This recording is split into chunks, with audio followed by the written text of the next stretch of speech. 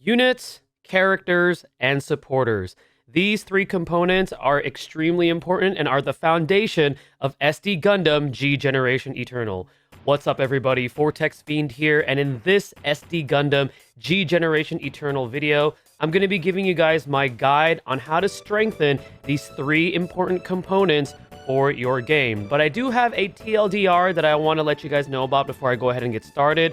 These type of guides, such as, for example, unit guides, or strengthening your units, or for example, clearing content that is difficult, I'm gonna try my hardest to use my free-to-play account. I have two accounts for this game, one free-to-play, one whale account. For this type of content, we're gonna be using my free-to-play account, and the reason why is because not everybody who plays these gacha games can afford to be spending on these games.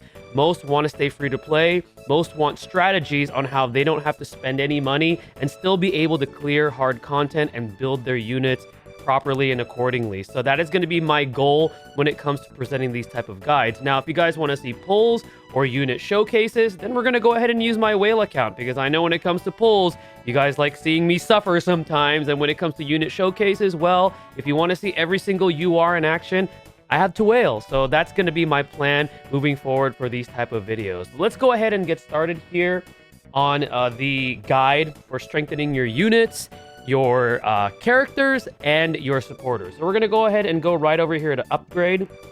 Now we're going to go ahead and start off with your units, or aka your mobile suits, your Gundams, because this is arguably the most important of the three. This is going to be what you're going to be seeing in combat a lot, what's going to be doing all the fighting for you. So we're going to go ahead and take a look at this first. So we're going to pull up a Gundam here. We're going to pull up Exia. All right, so we have all the unit data right here for Exia.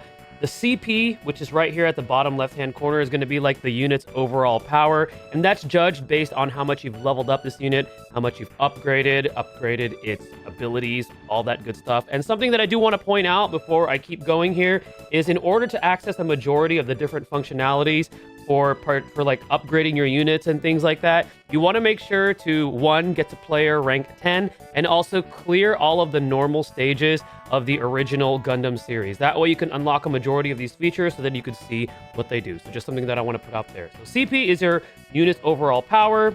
You have all their statistics there: HP, attack, energy, defense, movement, and I believe that's mobility. So that's going to be that right there. You have their terrain capabilities. So if a terrain is marked with a circle, that means you can use that unit there and they can move freely. If a terrain is marked with a triangle, you can still use them in that terrain. However, they have a movement reduction of 50%. And then if there is a line across the terrain, that means you cannot use that unit at all for that specific terrain. So that's going to come, into a very important play when you're strategizing for particular stages. Pay attention to the terrain, because sometimes you might not be paying attention and you're going to see, oh shoot, I'm in underwater terrain, I can't use this unit. And then you take a look at your roster and you don't have anything. Well, might be screwed there. So just be sure to check out the terrain. All right, so now we're going to go ahead and go into the little components right here. So we're going to start off with limit break. So limit break is pretty much the dupe system of the game. Now there's two different components. You either have a copy of the unit, or you have like these, for example, you have like these UR pieces or SSR pieces and so forth that you can use to, limit break the unit. Now when you use dupes to limit break your units, all it does is it increases their stats. And that is fantastic, but it doesn't do anything outside of that. It does not add abilities or give you better passives. All it's doing is updating your stats. That is it. That is all that it does. So that is that when it comes to limit break. For level up, this is gonna be pretty much how you upgrade your character's level. You use these particular materials, which are called Unit Upgrade Data SSR. It tells you here how to obtain these, so it gives you the different stages. There's also these stages that you could play 3 times a day where you could earn these particular materials, and these are also available in the shops as well. You can go into the shop, you could spend your capital. There's also like a premium one that contains, I believe, the SSR version for like 200 diamonds if you want to spend that. But this is how you get these particular materials. There's also SR versions and R versions, but pretty much this is how you level up the unit. UR units can go to level 100. SSR units can go to level 90. SR units go to level 80. You see where this is going, all the way down to N units that go, I believe, all the way down. They only go to level 60. However, later on in the game, I believe you unlock this at rank 15, you can use something called SP conversion, where you get these coins where any non-UR unit, you can use those coins and you could actually increase their level cap to 100. So they don't have to be UR, but once you unlock that feature, you use the SP conversion and then you get them all the way to level 100. But that's pretty much, leveling up your characters. Their weapons are going to be the skills, so you could upgrade these later on, and you use these materials to upgrade them. So there's going to be physical melee, special, beam, all that stuff. And again, it shows you how to obtain these. So it tells me right here where exactly to get these, where I could get these items. These are also available in the shop as well. And I believe you could also get these when you do the little character requests. I've seen you do those character requests and you get like different types of like materials and rare rewards depending on how many requests you've done for the characters, but that's how you could get these particular items here. What this does is when you upgrade your weapons, or aka your attacking skills, it lowers the energy cost and also increases the potency or the performance of that particular weapon skill. So that's what that pretty much shows you right over here. And then if we take a look at the little magnifying glass, you could look at what these different weapon skills do. So it'll tell you right here what the range is, what the power is, if there's any usage restrictions or any weapon effects. Generally with attacking type units, because X here right here has the sword icon, which means that this is an attacking type unit. Most of them do not have like added effects. Sometimes they do. Right over here with GN sword rifle mode, there is damage to underwater enemies have. So there are some restrictions for certain weapon skills. We take a look at GN sword EX. Right here, we have a weapon effect right there. So it has an absolute hit. The weapon attribute damage reduction is null, and the closer you are, the greater weapon. So you just take a look at what they do, and it pretty much gives you an idea of like the range, the effects, and what these particular weapon skills do. Abilities is going to be like special abilities you can activate during your turn. So there is, I believe, the first two are just passives. And then the last one right over there, the energy recovery, is you could use that during your turn and you could restore your own energy. But this is going to be the unit abilities list. Like they vary depending on the unit that you're going to be using. And right over here, when it comes to modification, the way that I see this is I don't have any of these right now, but this is pretty much like equipment, because if you actually go right here into the shop and you go into the GP shop right over here, you see these little pieces here. I believe this pertains to modification. Yes, right here, modification details. So right now you could get them through here, although I'm unsure right now how to get these particular medals. I think we could get these when the first event comes out, but I'm not 100% positive on that yet. Or you could also get them from the character request. When you go into your base right over here and you go to character request, the more requests you do for the character, the better the rewards. So currently right now, unless someone knows a way to get these from stages, that's how you get those modifications for the unit. So essentially they're equipment, and you also want to pay attention to the category that the equipment pertains to, because it will only be equipable generally by units, I believe, of that particular category. So that's pretty much what modifications are.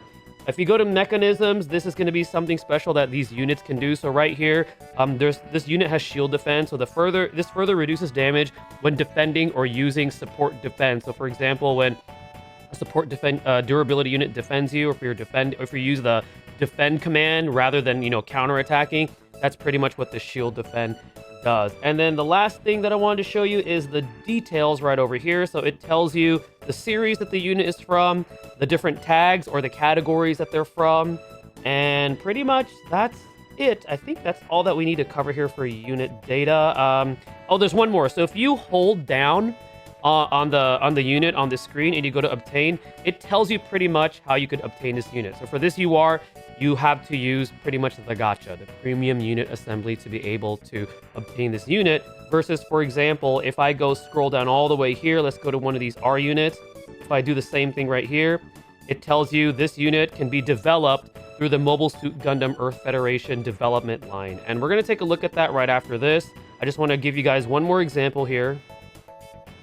So obtain, okay, that's the same thing here. I want to show you one that we can get from like stages, where you could just like get them from a stage. Here we go. Okay, so some units you can capture, which I think is really cool, because you also need to do that for like specific development to unlock other mobile suits. But this also tells you where you could capture the units rather than just developing them. So we're going to go ahead and go to develop real quick here. So this game is really cool because it allows you to develop specific units as you progress through each series. So if I go to Mobile Suit Gundam right here, it gives me all the different categories that pertain to that storyline.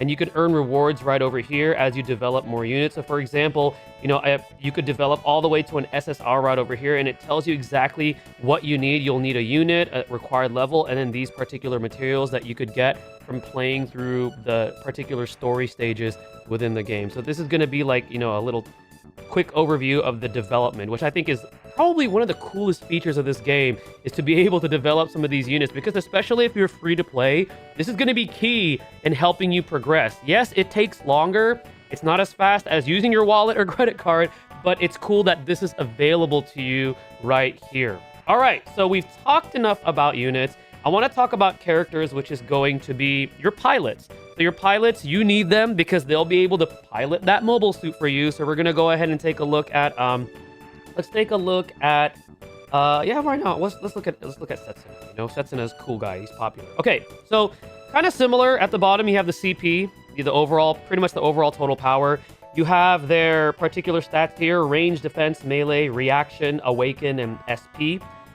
Chance Step. So Chance Step is a pretty cool feature in this game. So what that is that when the pilot piloting the unit, that makes sense. If you KO an enemy target, Chance Step pretty much gives you an additional turn to act, as long as you KO or destroy an enemy unit. And Setsuna right here can do this up to 2 times, which is pretty rare. There's only one other pilot that can do this, and it's actually a free pilot that we got, which is Machu from the new Gundam series. So this is why Machu is actually really strong for an SSR free pilot. But that is pretty much what Chance Step is. You KO an enemy mobile suit, and then you have a chance to take another turn. Right over here, we have Level Up. This is pretty much the exact same thing as leveling up your mobile suit. So this one uses the Character Upgrade Data SSR.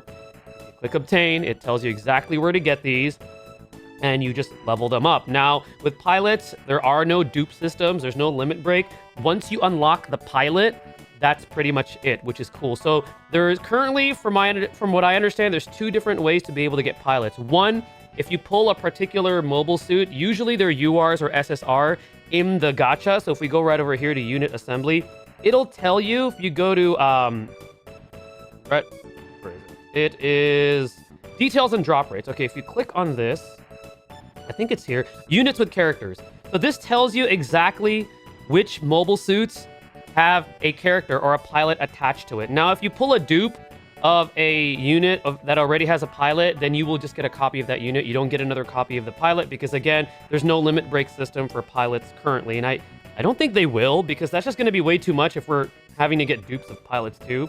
So all you got to worry about is leveling them up. They have the character skills right here, and these are pretty cool because you unlock them as you level up the character. So like, for example, right here, if I look at this character skills, which you can use these in combat, it's right here for attack burst. It tells me that if I have to get this character to level 60 to unlock this. So pretty simple, pretty self-explanatory. We don't have to worry about leveling that up or whatnot. And that's pretty much it. If we go to details, kind of similar. It tells you what series this character is from, which is pretty cool. And then if we back out of the screen, another way that you could get pilots, outside of the gacha is from Scout.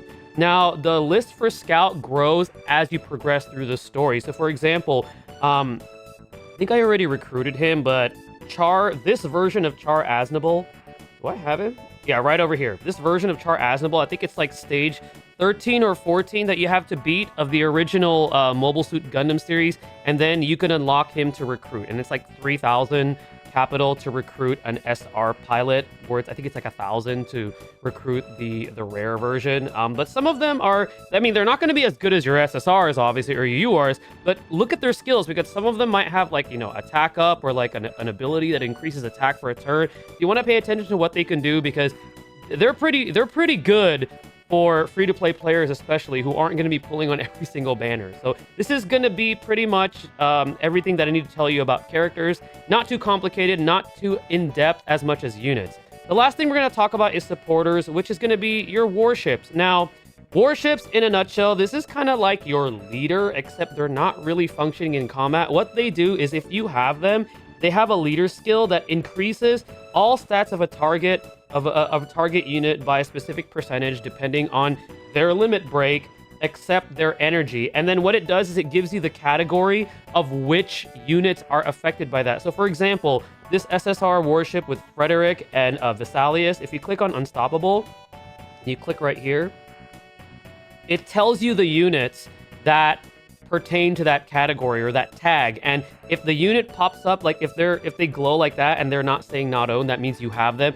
So then you could kind of strategize ahead of time how you want to sortie your party for a particular fight or something like that if you're going to be using this particular warship. And remember, when it comes to these supporters and warships, you can only use one per squad. You want to keep in mind when you're structuring your party and your different squads of which one that you're going to use. You want to make sure you want to try to have as many units in your party of this particular category. So just like with mobile suits or units, you could upgrade this with dupes, and they use either a dupe of the supporter or these items, very similar to the units. You could also level them up, just like with characters and units, and the materials that you use is the supporter upgrade data SSR, so pretty easy to understand. And then afterwards, they also have their support skills. So for example, this support skill right here, it restores energy of the squad unit. So, and it tells you the effect range of this. So any unit within that range, when you use this, they're able to use this particular skill and you can restore energy. But that's pretty much it for, I think there's one more thing. That's pretty much just telling you the category and the support skills that warships can provide. And warships, if we long click, I think it can tell us, right? Does it tell us? No, it doesn't tell us to obtain, but I think you can only get them from the gacha right now. I haven't gotten one yet. There's one that you get outside of the gacha. It's from the beginner missions, but correct me if I'm wrong on that in the comment section for those of you guys that are watching, but I think currently you can only get them through the banners, and pretty much they're there to increase the stats of a specific category and kind of help you build your team around the warships. And when you limit break a warship, this is something I forgot to mention in the beginning, what it does pretty much is that ability where they increase the stats, it just goes up by percent. The percentage is higher, pretty much. You're getting more stat bonuses out of that. But that's going to go ahead and conclude my guide in strengthening your units, your characters, and your supporters. Let me know if I missed anything, but I think I pretty much covered everything you guys need to know. Hopefully this video helps you guys out. I'll be having more guides and more character showcases and overviews like that for you guys on this channel. I'm very excited for this game. Be sure to check out the links down below, such as my Twitch channel, my Discord. We're growing, guys. Be sure to follow me on all of my socials. I'm going to be playing this game heavily, making content on it heavily, and just overall having a good time. Thank you guys again for watching. Stay tuned for the next video, and stay blessed, everybody.